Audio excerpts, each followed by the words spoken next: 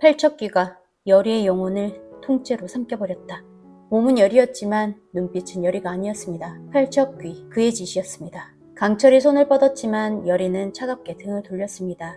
그날 밤 여리는 사라졌고 돌아온 것은 여리가 아닌 전혀 다른 존재였습니다. 이번 11화에서는 지금껏 상상조차 하지 못했던 충격적인 전개가 펼쳐질 것 같습니다. 바로 팔척귀가 인간의 영혼을 통째로 삼켜버릴 수 있다는 암시입니다. 여기에 더해 왕실에서 금소로 봉인했던 광화문집의 실체가 드러나며 팔척귀의 정체와 그 존재의 이유까지 서서히 밝혀지게 됩니다. 강철과 여리, 그리고 팔척귀, 이 세 사람을 하나로 엮고 있는 반전, 100년 전의 진실, 지금부터 함께 따라가 보시죠. 이제 경비석 따윈 필요 없어. 강철이 네가 날 지켜주는 경비석이니까. 여리가 처음으로 털어놓은 진심, 그 말을 남긴 채 그녀는 그날 밤 자취를 감추게 됩니다. 강철은 불안에 휩싸인 채 그녀가 남긴 수정사의 흔적을 따라 도성 외곽의 폐사찰로 향하게 되는데요. 그리고 그곳엔 팔척귀가 깃든 아구지 풍산이 있었습니다. 그러나 강철이 도착했을 때 여리는 이미 사라진 후였습니다. 검게 타버린 경비석 하나만을 남긴 채 말이죠. 한편 비비는 형님 강철의 변화에 심하게 흔들리고 있습니다. 사람의 정에 끌려 이무기의 본분을 잃어가는 형, 그리고 그 원인이 여리라는 여인 때문이라는 확신, 비비는 낮게 욱졸입니다. 형님은 너무 멀리 가버렸어. 여리, 모든 게 그 기집애 때문이야. 불안과 배신감, 그리고 형을 잃을지도 모른다는 공포. 결국 비비는 풍선과의 거래를 택합니다. 이건 형님을 지키기 위한 선택이었습니다. 자신만의 방식으로. 왕실이 숨긴 금기된 진실. 그 시각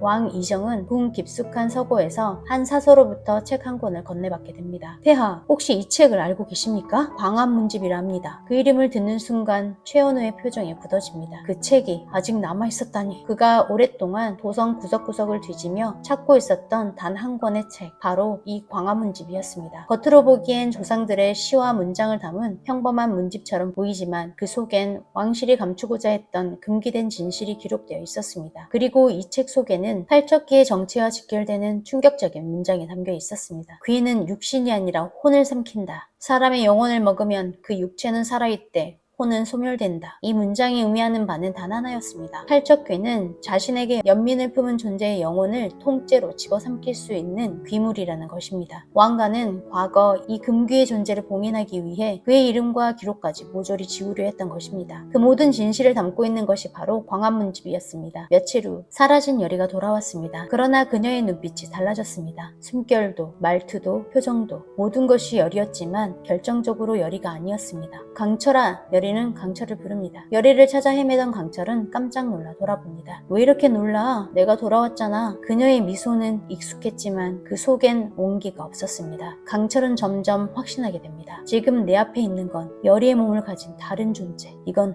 확실해. 이건 여리가 아니야. 여리의 영혼은 이 세상에 더는 존재하지 않습니다. 왕실의 뇌관이 광화문집을 조용히 덮으며 말합니다. 팔척귀는 혼을 삼켜야만 영원해질 수 있는 존재입니다. 조건은 단 하나. 그 존재에게 연민을 품은 자의 혼. 강철은 무너집니다. 여리는 강철이 자신을 지켜주리라 믿었고 강철은 그녀를 지키지 못했다는 죄책감에 분노합니다. 그녀는 더 이상 여리가 아닙니다. 팔척귀는 단순한 괴물이 아니었습니다. 왕가가 숨기고 문서로도 지우려 했던 금기. 사람의 몸을 넘어 혼까지 삼키는 존재, 그리고 그 희생자가 여리였습니다. 왕 이정과 최현우는 광화문집의 마지막 장을 발견합니다. 검붉게 물든 글씨, 피로 써내려간 듯한 그 문장은 단 한 줄이었습니다. 혼을 삼킨 귀물은 억울한 자의 혼으로 채워질 때 스스로 비운다. 즉 팔척귀가 빼앗은 여리의 영혼을 되찾기 위해서는 팔척귀가 원망하던 혹은 그 후손의 혼을 대신 제물로 바쳐야 한다는 것입니다. 팔척귀는 누구를 원망했을까요? 자신을 태어나게 한 무녀는 죽었고 자신을 버린 아버지 왕손은 기록에서 지워졌습니다. 자신을 던져 불살라버린 왕실은 여전히 권좌에 있습니다. 그렇다면 팔척귀의 진짜 원한은 왕실 전체, 광화문집은 말합니다. 그 죄의 대가는 후손이 대신할 것이다. 그 순간 모두의 시선이 한 사람에게 향합니다. 최현우, 광암 최씨 가문. 그의 가문은 대대로 왕실의 문서 정리와 사건 말소를 담당했던 가문입니다. 팔척귀의 출생 기록을 직접 말소한 것도 바로 우리 가문이었습니다. 최현우는 떨리는 목소리로 고백합니다. 여리를 살리기 위해 강철은 최현우를 택하려 합니다. 비비는 나를 세우며 소리칩니다. 형님, 설마 저자를 죽이겠다는 거야? 우리는 사람이 아닌 이무기야. 복수를 위해 사람을 죽이면 우리 또한 귀물이 되는 거라고. 강철은 조용히 대답합니다. 나는 이미 경계를 넘어섰어. 여리의 혼을 되찾을 수 있다면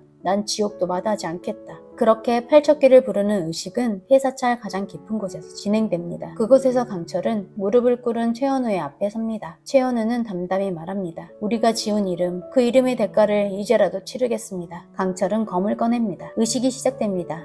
피가 흐르고 팔척귀의 기운이 진동합니다. 그리고 여리의 눈동자가 푸르게 깨어납니다. 강철? 폐사찰 위로 검은 안개가 걷히고 팔척귀가 처음으로 눈물을 흘립니다. 왜 이제야 누군가 나를 대신 죽여주느냐? 팔척귀는 자신을 괴롭혔던 전생의 피해 대가를 드디어 누군가가 치렀다는 사실에 복수가 아닌 안식을 맞습니다. 그리고 그는 여리의 혼을 토해내는 듯 했고 하얗게 피어나는 빛 속에서 여리의 영혼은 돌아옵니다. 여리는 돌아왔습니다. 하지만 이건 복수의 종결일까요?